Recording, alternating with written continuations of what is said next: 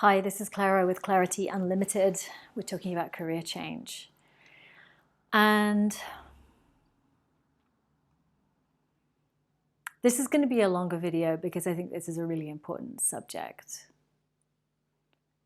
Past pain, past trauma,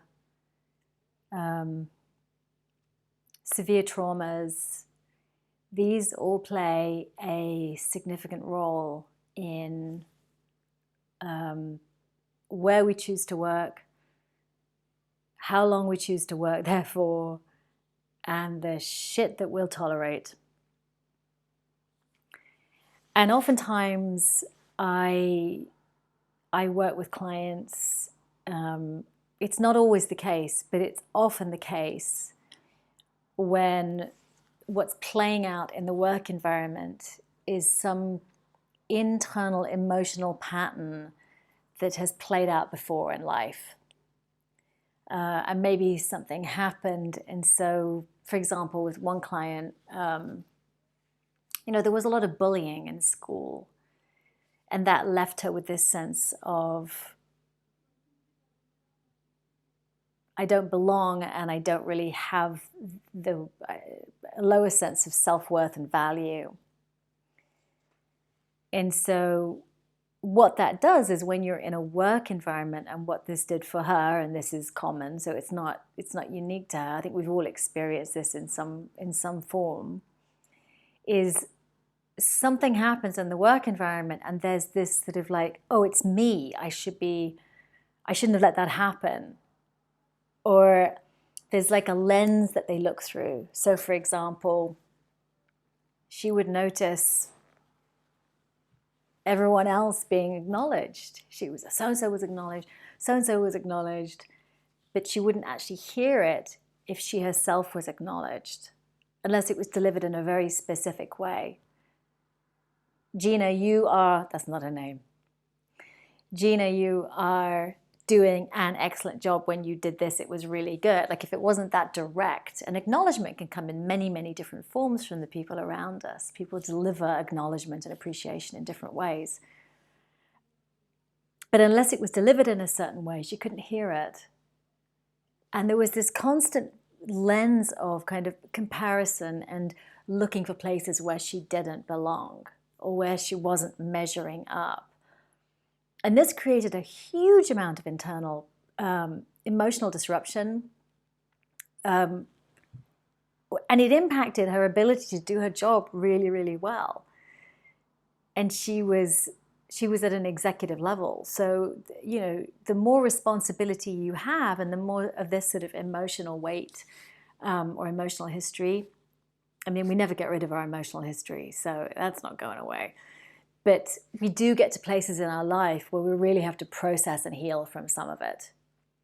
And often a genuine career change, so going from really finding a new and better opportunity, a new and better place, often again for people who are, well, I say again because I said it in another video, but for people who are later in life, 40s, 50s, 60s, there's this sense of legacy, there's this sense of time is precious and I want to do something meaningful with the time that I have left and the skills that I have, and I want to maximize on my skills.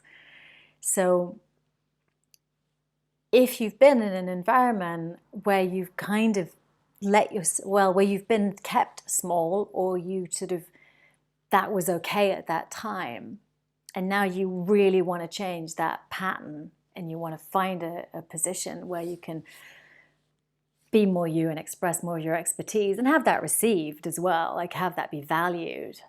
That often takes a healing. That means there's something that's going to be healed along the way, because you need access to different parts of yourself. So with this particular client, what did I call her? Was it Gina? We really had to kind of recalibrate her sense of herself, so that she could have actually a more realistic view of herself, because she's highly collaborative. She's incredibly skilled at her job. She's more introverted and was working in a very extroverted culture. So there's that, and highly intuitive, which means basically she's got years and years of experience to draw on. And once she started to get a clearer view of herself, then she was able to actually find a better environment, because it was too much where she was. So she found a better environment. But this place where our wounds and our traumas intersect with our capacity, our potential, our belief in ourselves, sometimes there really does need to be some attention and some love and care there, and some space for it. And it's something that I do in my practice with my clients all the time, because the people that I generally work with, really, they know how to find a job. They sort of know what it is that they want. And then there's this complication internally, and none of us get to move forwards and grow more in our lives without having a mirror for that, without having somebody hold our hands. Because if I'm letting go of this belief that I don't have worth or value, I mean, sure, I can give you the list of all the ways that it negatively impacts my life, but it also keeps me in this sort of safe, known place. And to let go of that, I need to know I'm going to be okay. So we do that together. We don't do that alone. Some people, I suppose, could do it alone, but most of us do it together. We do it with others.